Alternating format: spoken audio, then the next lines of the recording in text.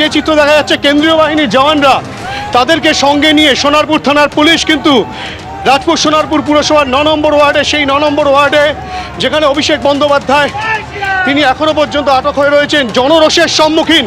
এবং এখানে কিন্তু স্থানীয় মানুষজন, মহিলারা এবং নারী পুরুষ নির্বিশেষে প্রত্যেকেরই একটাই বক্তব্য, তারা কিন্তু বিভিন্ন অত্যাচারের শিকার হয়েছেন। তাদের এখানে পুরো পরিষেবা পৌঁছে দেওয়া হয় না এবং তাদের একাধিক অভিযোগ যে দীর্ঘদিন তারা কষ্টের মধ্যে রয়েছেন, সেই বিষয়টা কিন্তু কখনো কর্ণপাত করে দেখেনি আগের সরকার। এবং এখন তো এই পরিস্থিতিতে অভিষেক বন্দ্যোপাধ্যায় যখন এখানে আসেন, তখন কিন্তু জনরোষের সম্মুখীন হন। আপনাদের আমাদের অভিযোগ, আজকের একজন মারা গেছে অসুস্থ হয়ে, সিম্পেথি দেখাতে এসছে।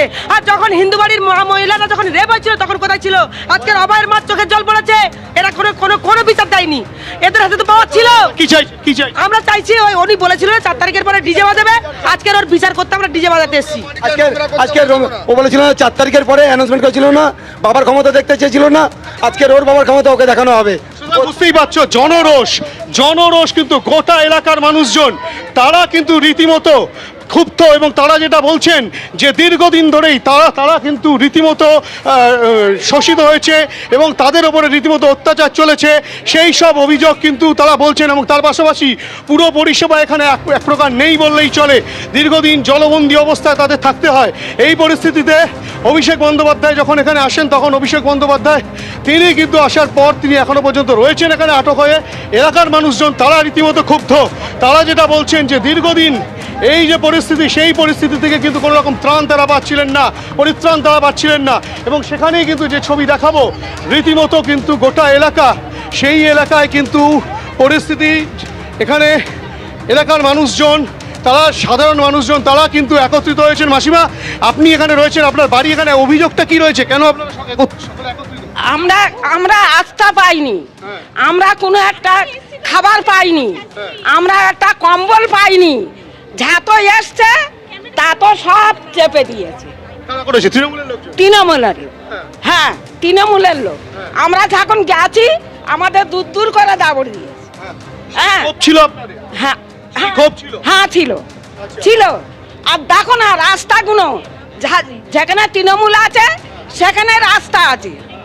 আর হচ্ছে গিয়ে ঝাতো মাঠের লোক নাকি আমরা কেউ ভোট দিই না, ওরা ইয়ে করে উঠে গেছে। পুরো পরিষেবা থেকে আপনারা বঞ্চিত। হ্যাঁ, সুতরাং বুঝতেই পারছো যে সাধারণ মানুষজন, একজন বৃদ্ধা তিনিও যেটা বলছেন যে এখানে কোনো রকম ভাবে কোনো পুরো পরিষেবা দেওয়া হতো না। আপনার কি বক্তব্য রয়েছে? 4 দিন আগে যে বেহালা যে 12 বছরের মেয়ে যে গ্যাং রেপ হয়েছিল, তখন কি অভিষেক দেখতে গেছিল? আর অভয়াকাণ্ড তো আছেই। অভিষেক কি গেছিল? সে 4 দিন আগে যে 12 বছরের মেয়ে যে গ্যাং রেপ হলো, তখন কি গেছিল? তখন দেখতে যায়নি। কি চাইছেন এখন আপনারা, কি চাইছেন? তাহলে সেখানে কি গেছিল? প্রতিবাদ করবে যখন সবটাই করবে। ওই একজনকে তুমি ভালো চোখে দেখবে আর সবাই মার খাবে, এটা হতে পারে না। আর 17 জায়গায় যার বাড়ি, সে কি বিচার করবে?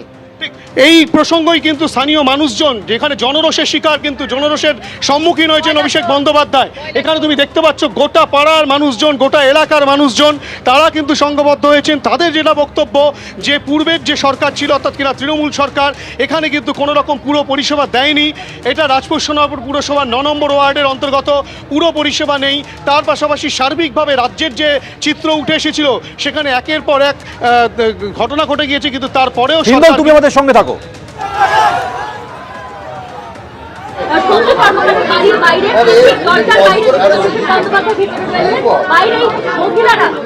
এসব ব্যাপারের মধ্যে বিজেপি নেই, আর এগুলো কোনো সুস্থ সমাজে কাম্য নয়।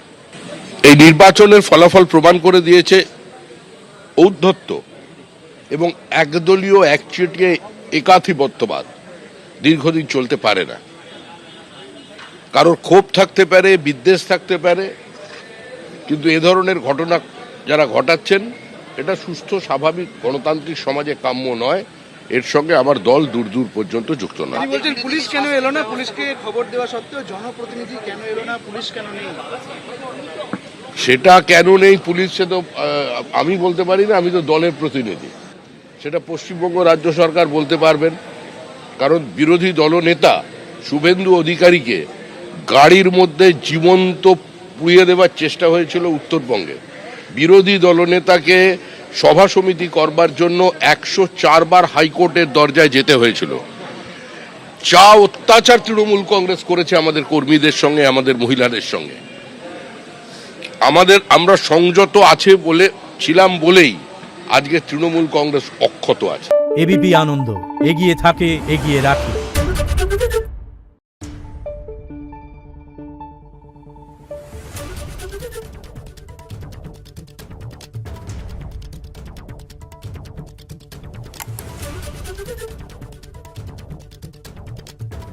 Thank you.